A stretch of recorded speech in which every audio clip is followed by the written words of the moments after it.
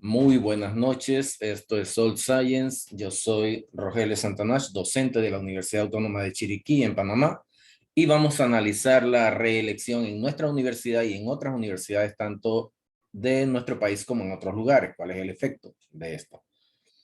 Bien, la Universidad Autónoma de Chiriquí heredó un sistema electoral de la Universidad de Panamá, que en su momento era la única universidad pública a nivel nacional. La Universidad Autónoma de Chiriquí, como la conocemos aquí en Panamá, UNACHI, es una universidad que tiene un sistema en el cual hay un rector, una posición de rector con varios vicerrectores. Esos vicerrectores son, por ejemplo, el vicerrector académico, vicerrector administrativo, vicerrector de investigación y posgrado. Actualmente tenemos un vicerrector de asuntos estudiantiles y un vicerrector de extensión. Estos dos últimos, vicerrector de asuntos estudiantiles y vicerrector de extensión, son unas posiciones que antes eran ocupadas por directores y se redenominaron como vicerrectores, con todos los cambios que eso conlleva, incluyendo el salario, para administrar esa parte de las funciones universitarias. Los órganos de gobierno de nuestra universidad son el Consejo Académico, que maneja todo lo relacionado con los asuntos académicos, los planes de estudio, el calendario escolar, las situaciones particulares de profesores y estudiantes, los trámites de los docentes, etc. El Consejo Administrativo, que maneja o toma decisiones con respecto a asuntos administrativos, número de empleados y funciones de los empleados, reglamentaciones, manejo de los presupuestos, etcétera. Y hay un Consejo General Universitario que básicamente refrenda las decisiones de los otros dos consejos. Ahora, el rector nombra, es una atribución del rector, nombra a los vicerrectores. Y estos vicerrectores son nombrados de acuerdo con su afinidad con el rector. El rector es escogido cada periodo a partir de un proceso electoral que implica que ese rector debe hacer una campaña y se somete a unas elecciones en las que cada individuo de la universidad emite su voto, pero no todos los votos valen lo mismo. El voto de los estudiantes, por ejemplo, el conjunto de todos los votos de los estudiantes vale el 30%. El conjunto de todos los votos de los administrativos vale 10%. Y el conjunto de todos los votos de los docentes, y esto tómenlo muy en cuenta, vale 60%. ¿Ya? Pero ahora tomemos en cuenta una ponderación especial. Si ustedes calculan el valor del voto particular, se hace, por un lado, tomando en cuenta que los docentes, por ejemplo, somos en total cerca de 1,200. Los administrativos están más o menos en 1,200 también. Entre 800 y 1,200, nunca se sabe exactamente cuánto hay. Y los estudiantes es un valor que fluctúa por diferentes razones entre 7,000, 8,000 hasta 11,000 estudiantes. ¿Ya? Así que el 30% del valor total de votos corresponde a los estudiantes, que son, pongamos un promedio de 10,000. El 60% del valor de los votos corresponde a 1,200 docentes y el 10% corresponde a algo así como 1,000 administrativos. Pero no todos votan. el total de estudiantes no llegan a las urnas a emitir su voto. De ese total de estudiantes de 10,000, probablemente solo se acerquen a las urnas el día de las elecciones unos 6,000 estudiantes, probablemente menos, a emitir su voto. O sea que al final el 30% de los votos son emitidos por 6,000 estudiantes. Y no todos los docentes se acercan a las urnas a votar el día de las elecciones. Por diferentes razones, muchos no votan. Y esos docentes que votan, que correspondería, digamos, a 800 profesores, esos 800 docentes emiten el total del valor del 60% de los votos de la universidad para la posición de rector. Y de los administrativos, que son mucho más, más políticos, sí hay un valor bastante alto de votación, y por lo general está cerca del valor total. 800 a 1,000 administrativos votan en las elecciones. Ahora, ¿qué pasa con eso? Que cuando se hace ese cálculo, vemos que el 60% de los votos son de 800 personas, el 10% es de 800 personas, y algo así como el 30% son de 6,000 personas. No todos los votos valen igual. El valor de los votos de los docentes vale mucho más. Y cuando uno hace el cálculo directo, un solo voto de un docente puede estar correspondiendo a 18 y hasta 25 votos de estudiantes. Así que es mucho más productivo convencer a los docentes para que cambien su intención de voto y que cambien su voto en el final, que tratar de convencer a los estudiantes, que al final se distribuye en un rango de 50-50%, así que 3,000 más o menos votan a cada lado, y los que toman la decisión final son el valor total de los docentes que votan cada uno de ellos.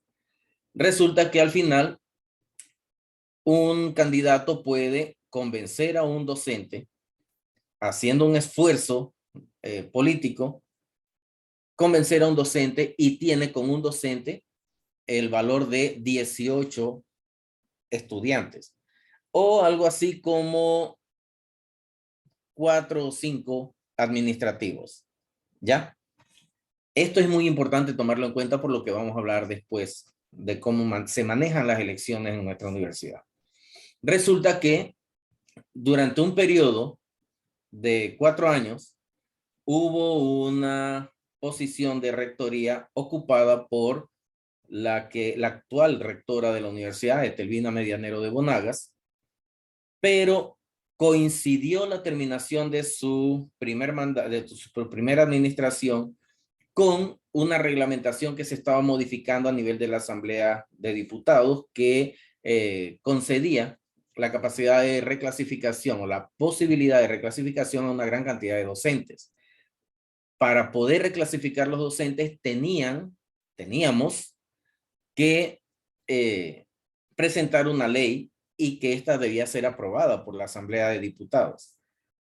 Esa ley se presentó con un par de artículos muy específicos que se relacionaban con los beneficios de la reclasificación para los docentes, pero en último momento se incluyó un artículo que permitía la reelección, que no se permitía previamente, la reelección del rector, lo que permitió que la entonces rectora, Etelvina Medianero de Bonagas, participara nuevamente en los comicios electorales de nuestra universidad. Lógico que estando ella en administración, ella, la rectora en ese momento, era la persona que nombraba a cada uno de los, independientemente del mecanismo que se use, a cada uno de los que conforman el Tribunal Superior de Elecciones de la universidad, por ejemplo, que es como el equivalente del Tribunal el Tribunal Electoral del exterior, de la política común. También le da la capacidad de contratar personas, porque es el ente denominador de las posiciones universitarias. Así que cualquier persona que quisiera trabajar tiene necesariamente que recibir el visto bueno del rector. Y en ese caso, la rectora Etelvina Medianero de Bonagas. Asimismo, tiene muchas otras posibilidades. Controla gran parte del consejo académico, gran parte del consejo general universitario, gran parte del consejo administrativo. De hecho, manejan los presupuestos con los que se decide el nombramiento o remoción de personal y con el que se toman las decisiones de reclasificación de docentes también. Con esos presupuestos en la mano, tiene una gran posibilidad de convencer personas, ¿ya? Asimismo, entre los docentes hay muchos docentes que necesitan que sus procesos de crecimiento dentro de la universidad se manejen. Por ejemplo, profesores que quieren pasar de un tiempo parcial, que es un profesor de cualquier categoría que solo tiene una dedicación de unas cuantas horas durante el mes, pasar a tiempo medio, en el que su número de horas adjudicables es mayor y lógicamente tiene un pago mayor, o a tiempo completo, que es la dedicación completa a la universidad y que por tanto le permite tener un salario mucho mayor todavía. Esa posibilidad, que es también decidida en gran parte por la posición de rector, implica que puede ofrecerlos a los docentes que estén en esas necesidades. Ahora bien, después de ese primer periodo en el que la rectoría promovió la aprobación de un reglamento que permitía la reelección, la rectora en ese momento, Etelvina Medianero de Bonagas, ejerció la presión que podía, controlando los resortes de poder dentro de la universidad para llegar nuevamente a la rectoría y permanecer allí, que es lo lógico porque es una posición política dentro de la universidad, no es una posición académica. La rectoría dentro de nuestra universidad y de la Universidad de Panamá no es una posición académica, es una posición política. Y todos sabemos que el objetivo de un político es llegar al poder y retenerlo lo más que se pueda, ¿ya? Así que dentro de eso se ha ejercido una gran cantidad de clientelismos y acciones parecidas que le permitieron tomar nuevamente un segundo periodo de reelecciones. Ahora, pensábamos que ya eso había satisfecho la voracidad política de nuestra rectora, pero en los últimos días y acercándose un año electoral de nuestra universidad, porque las elecciones se darán en el 2023 y estamos iniciando 2022, lo que implica que aunque no se haga no se dé un inicio oficial, los candidatos tienen necesariamente que comenzar a promover su imagen como docentes con la posibilidad, con la intención de ser electos como rectores.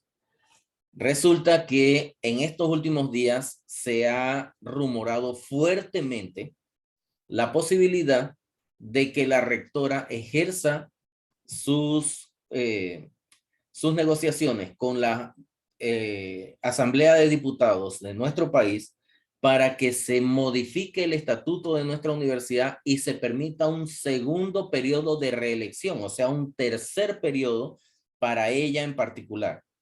Ahora, cualquiera podría argumentar que, bueno, se le permita la reelección y que decidan las personas en las urnas. Pero ese tipo de mecanismo implica que se compran y venden conciencias docentes, administrativas y de estudiantes dentro de la universidad. Y se ejerce, lo hemos denunciado previamente en el primer periodo que ha sucedido, no se nos hizo mucho caso. Ya después, durante el segundo periodo, principalmente durante la temporada de confinamiento y el resto de la pandemia, se ha divulgado una gran cantidad de situaciones en las que se ve involucrada una mala administración e incluso la posibilidad de malversación de fondos dentro de la universidad a partir de las actividades administrativas de la rectoría. Ni siquiera somos nosotros los que lo hemos dicho. Son cosas que han estado en la palestra pública, tanto en los medios de comunicación como en los corrillos de esta y otras universidades. Lo que quiere decir que sí se está pensando en eso. Aparentemente, la rectora llamó para plantear la posibilidad de reelección a docentes con cierta posición estratégica dentro de la universidad, como la Asociación de Profesores de la Universidad Autónoma de Chiriquí, en la que se planteó la posibilidad de una reelección. Ya se ve que eso está pasando y se sabe que en cualquier momento inicia el recorrido de los pasillos de la Asamblea de Diputados de Panamá para negociar. Ahora, ¿cómo se negocia con un diputado?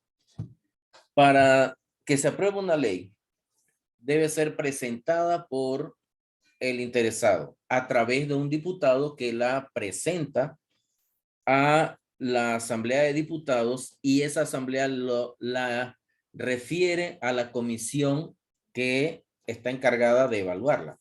En este caso, como es una legislación que va a afectar a una universidad, pasa a la Comisión de Educación. Esa Comisión de Educación toma decisiones legislativas con respecto al Ministerio de Educación y universidades.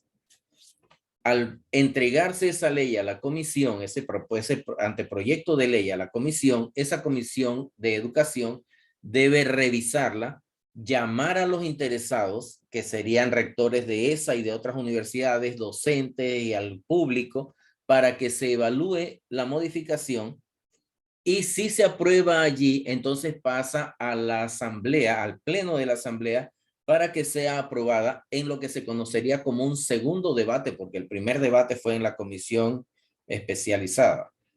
En ese segundo debate se aprueba con las modificaciones que le sean incluidas y, lógicamente, en un tercer debate solo se refrenda la decisión anterior, muy poco se echa para atrás la ley, aunque sí sucede.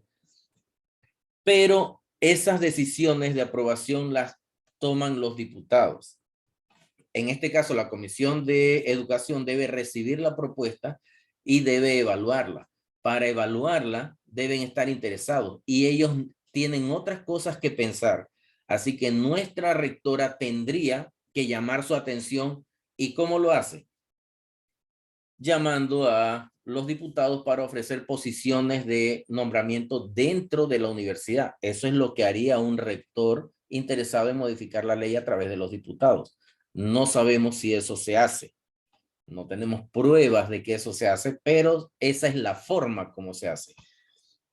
Se le entrega a la propuesta al diputado y se le dice, bueno, envíame tus comisionados y yo los nombro en las posiciones necesarias acá en la asamblea. Lógicamente que un diputado de cualquier lugar del país que esté interesado en crear ya sea botellas, o sea, posiciones de empleo para sus votantes de su circuito, los refiere a la universidad y en la universidad se les da un nombramiento y ya esa persona que es nombrada por la rectora es un voto a favor o por lo menos una persona adicional haciéndole campaña, pero además es un voto en el circuito del diputado que lo refirió a la rectoría. Ahora, cuando se aprueba, entonces pasa al segundo debate y pasa al tercero.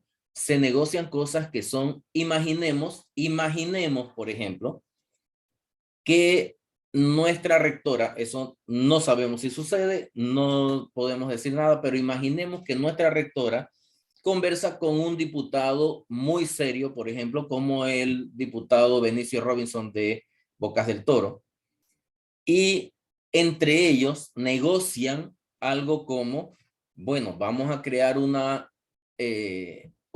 extensión de la Universidad Autónoma de Chiriquí en Bocas del Toro.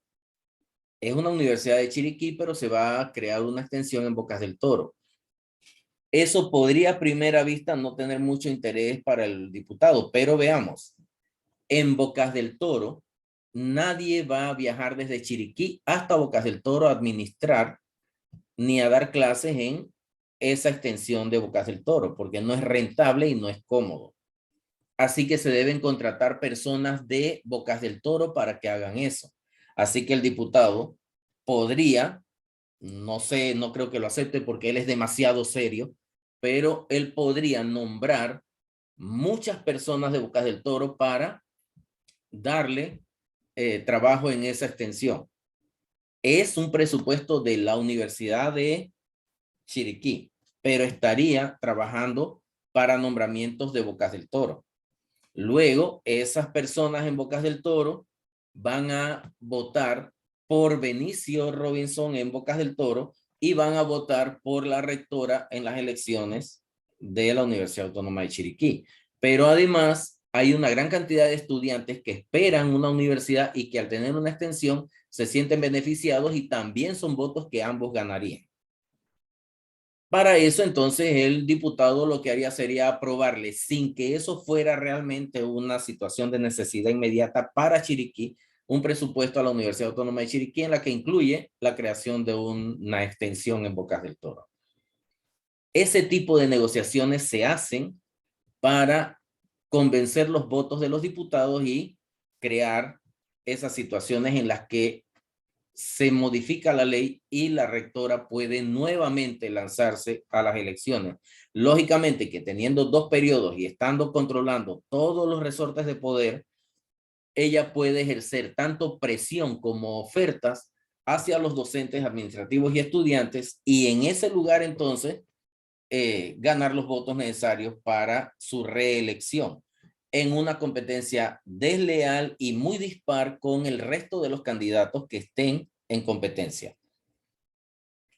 Ahora, recordemos que hay 1,200 docentes en la universidad y de esos 1,200 docentes, solo hay una persona competente para la rectoría.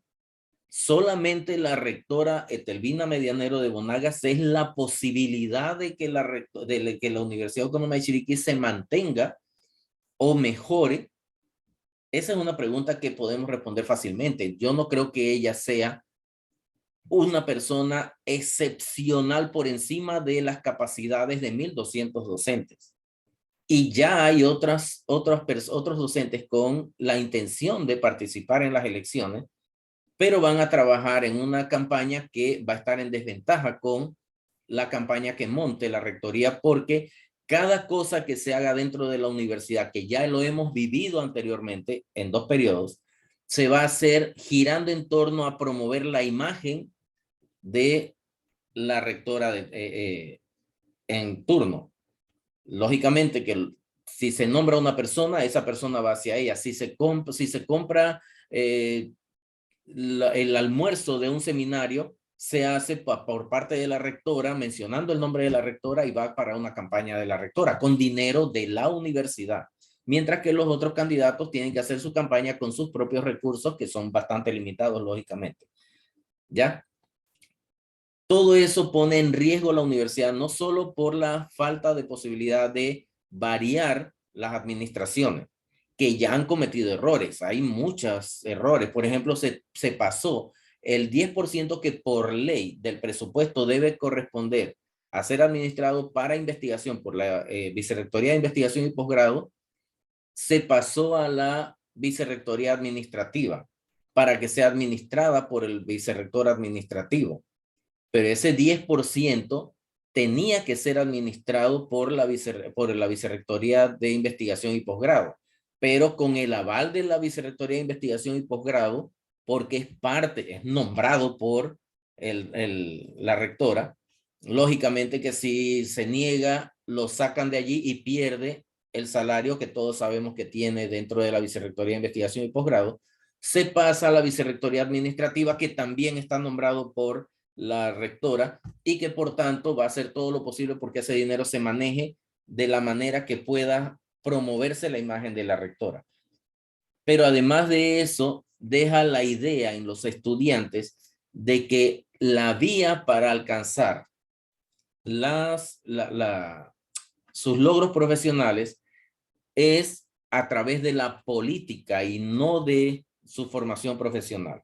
No se le está enseñando a los estudiantes que ellos tienen que estudiar para llegar a ocupar las posiciones. Simplemente se ponen un suéter con el nombre de la rectora en su momento y enseguida tienen la posibilidad de ser nombrados en la universidad con salario de la universidad para hacer campaña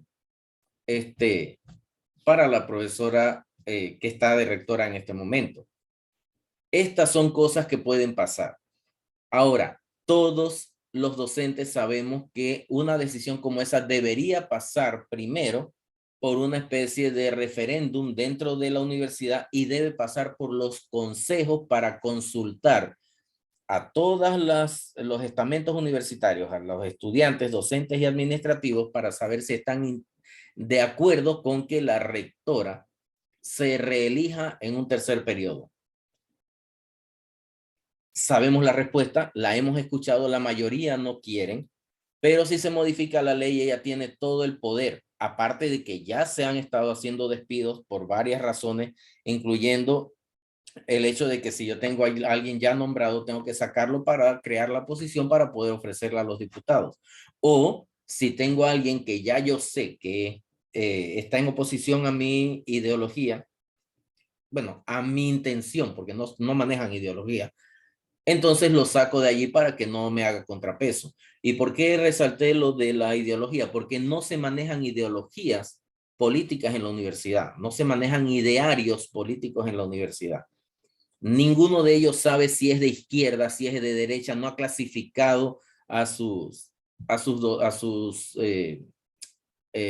candidatos a rectores para ver si ese candidato tiene una intención realmente de descentralizar las administraciones de los recursos o si tiene la intención de eliminar el control sobre los nombramientos, etcétera.